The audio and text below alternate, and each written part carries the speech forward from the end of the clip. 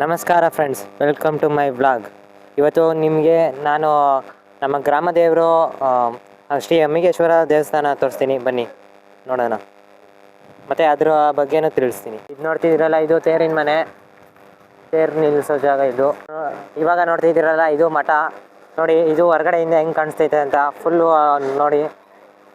ಇವಾಗ ನೋಡಿ, ಅದು ಉಮಾಮಹೇಶ್ವರಿ ದೇವಸ್ಥಾನ. ಇವಾಗ ಮಠದ ಒಳಗಡೆ ಹೋಗೋಣ ಬನ್ನಿ.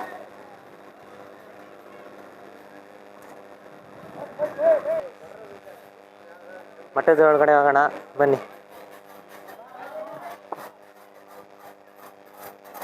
ಇಲ್ಲಿ ನೋಡಿ ನೋಡಿ ಎಂತ ಇದು ಮಾಡೋರೆ. ಆಮೇಲೆ ಇಲ್ಲಿ 12 ಜ್ಯೋತಿರ್ಲಿಂಗ ಇದೆ ನೋಡಿ.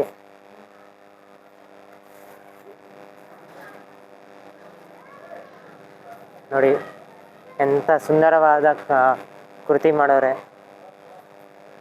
ಕಲೆ ಎಷ್ಟು ಚೆನ್ನಾಗಿದೆ ಅಲ್ವಾ. ಇಲ್ಲಿ ಹಾರ ಇದೆ, ಆ ಕಡೆ ಹಾರ ಇದೆ.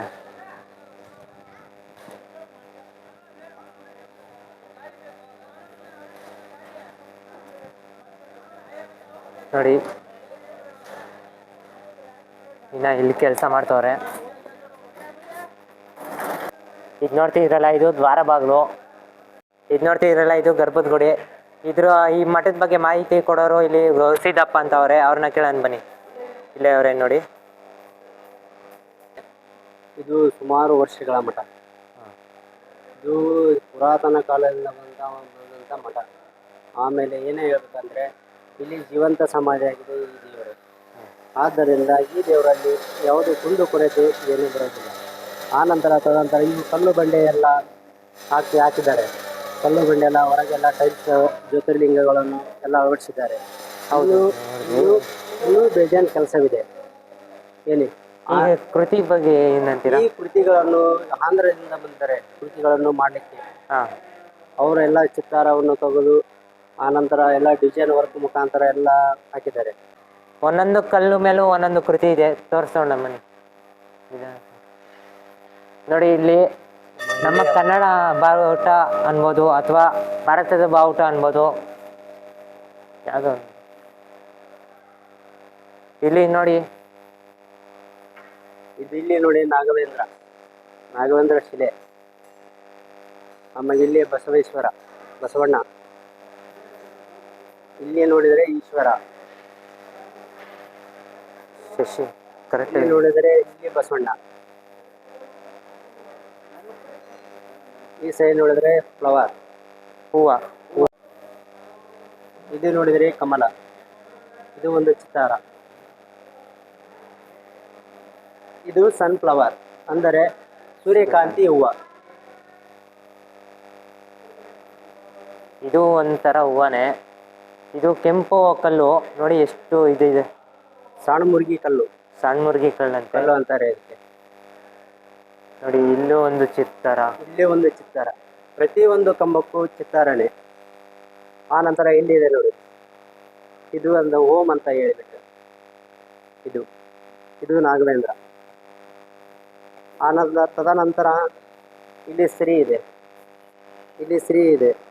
ಇಲ್ಲಿ ಈಶ್ವರ ಲಿಂಗ ಇದೆ, ಇಲ್ಲಿ ಸ್ವಸ್ತಿಕ್ ಇದೆ, ಅಲ್ಲಿ ಓಂಕಾರ ಇದೆ, ಕನ್ನಡದಲ್ಲಿ ಇದೆ ನೋಡಿ. ಇಲ್ಲಿ ಹೂವಿನ ಚಿತ್ತಾರ ಇದೆ, ಇಲ್ಲಿ ಹೂವಿನ ಚಿತ್ತಾರವಿದೆ. ಒಟ್ಟು ಎಷ್ಟು ಕಂಬಗಳು ಇದೆ ಇಲ್ಲಿ? ಸುಮಾರು ಅಂದರೆ ಎಷ್ಟು ಕಂಬಗಳಂದ್ರೆ ಒಂದು 200 ಕಂಬ ಇದೆ. ಹೌದಾ? 200 ಕಂಬ ಇದಾವೆ ಸುಮಾರು ಅಂದ್ರೆ. ನೋಡಿ, 200 ಕಂಬ.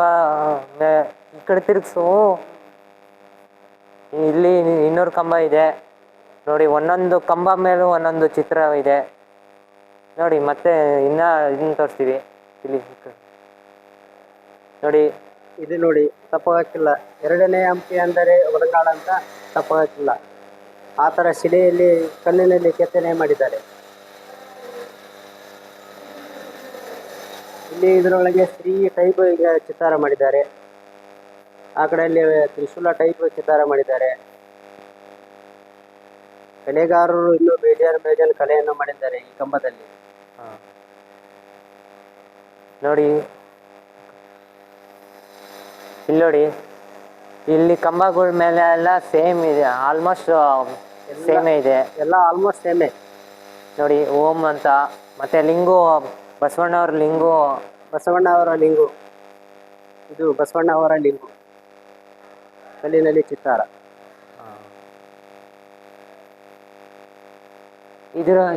ಇದರ ಬಗ್ಗೆ ಹೇಳಿ.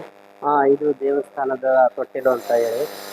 ಇದು ಅಂದರೆ ಇದು ಜಾತ್ರೆಯಲ್ಲಿ ಕೆಳಗೆ ಇಳಿಸ್ತಾರೆ.